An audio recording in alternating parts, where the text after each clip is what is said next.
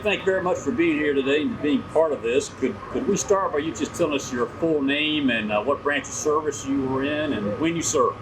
Kenneth Price Drake. Served in the U.S. Army from October of 66 until November of 68. 66, 68. And then you came back home here to the South Carolina after you got back, or did you go somewhere else first?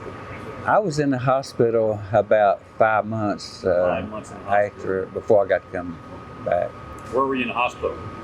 I was in Vietnam a month recovering, and then from there I was sent to Japan to evacuation hospital. I was there 3 weeks, and from there I went to Walter Reed up in Washington, D.C., and I was up there for the duration. Okay. Since you got evacuated and you were in a hospital, obviously that means you were wounded in action. Don't want to explore your details too much on that if you don't want to talk about it, but could you mention 1 or 2 things about what happened, how you got wounded? Yes, sir.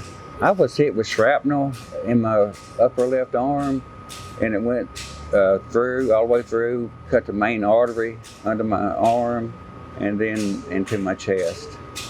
So lost a lot of blood. Well, let's go back a minute and talk about before you got into service and what you might have been thinking about to get into service. Could you tell us why you went into the Army? Well, I got drafted. I was a little bit excited about going into service. I didn't really know a lot about Vietnam at the time. I didn't know they were sending everybody over there. Yeah. But went through basic training, and basic training wasn't too bad because I was raised up in the country on a farm. I always, stayed in good shape and started shooting a rifle at a young age. So I did real good in basic training, so it wasn't that bad. Okay. Did you know anybody in your community that had already been to Vietnam and talked to any about it, or had been another war earlier? I grew up with a guy. He was a year older than I. He was killed in 1965. I didn't get to talk to him about Vietnam. Actually, I didn't know anyone that had been to Vietnam and talked to him about it. Was there anything particularly tough that you still think about now about how tough that was and what we were doing?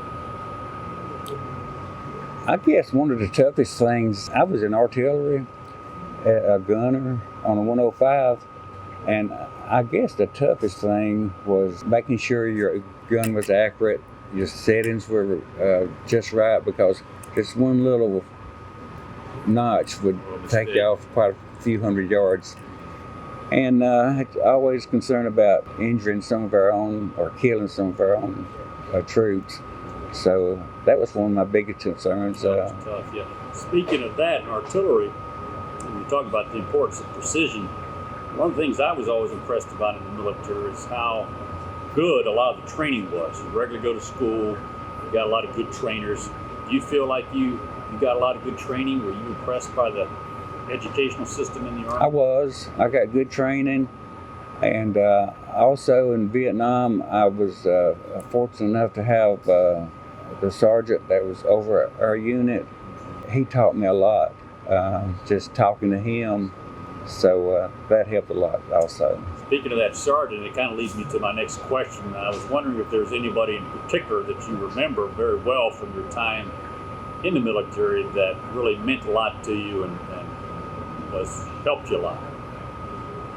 Sergeant Anderson probably would stand out. Is that the sergeant you just mentioned? Oh, yes, sir. He helped me a lot. He taught me a lot. He had been in artillery quite a few years. He knew the gun from top to bottom.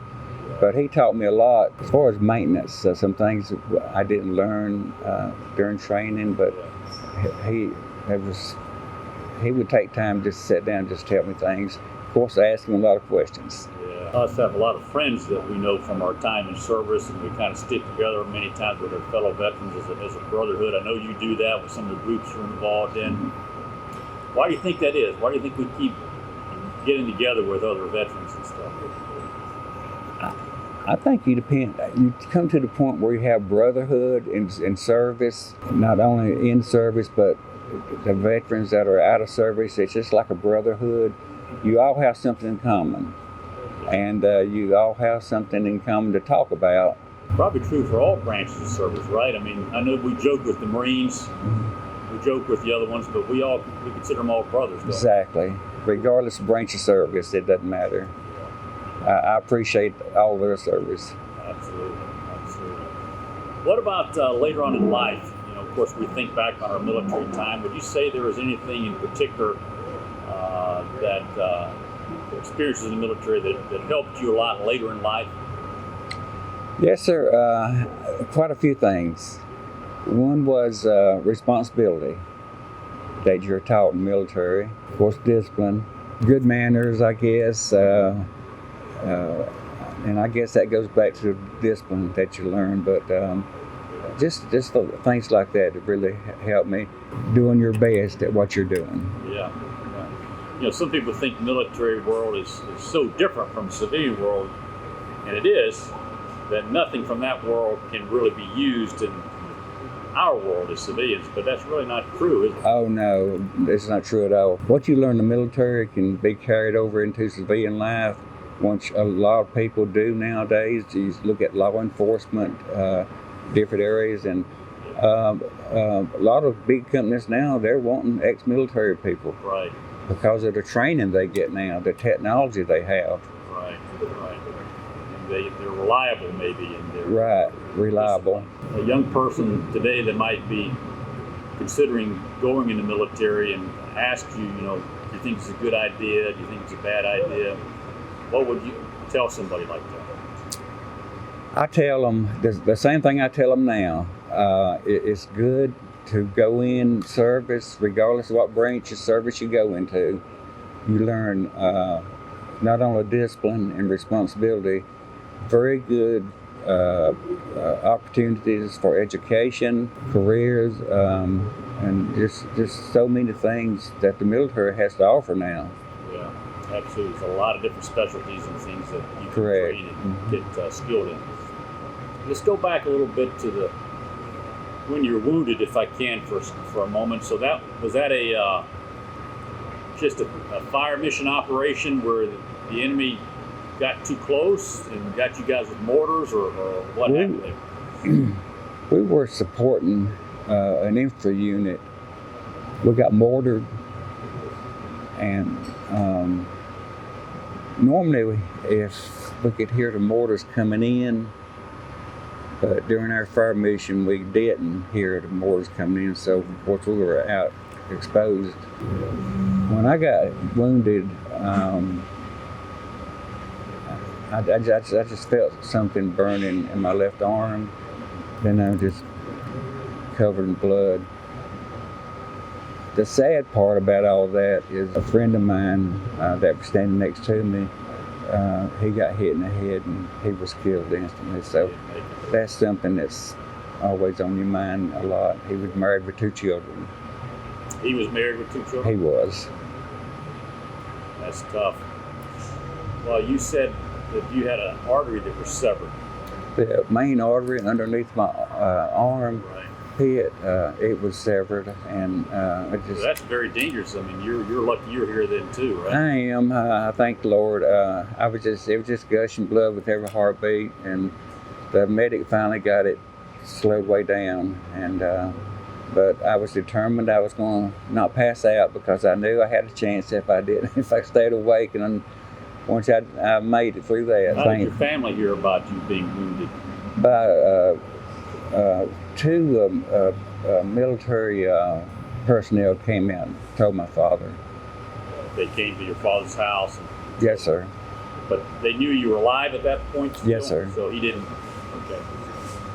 When, before you were able to communicate with your parents yourself, did you get a chance to call them or anything from the hospital at that time? Or? I was in the hospital in Vietnam at our base hospital, and it was probably about 2 to 3 weeks I got to call home.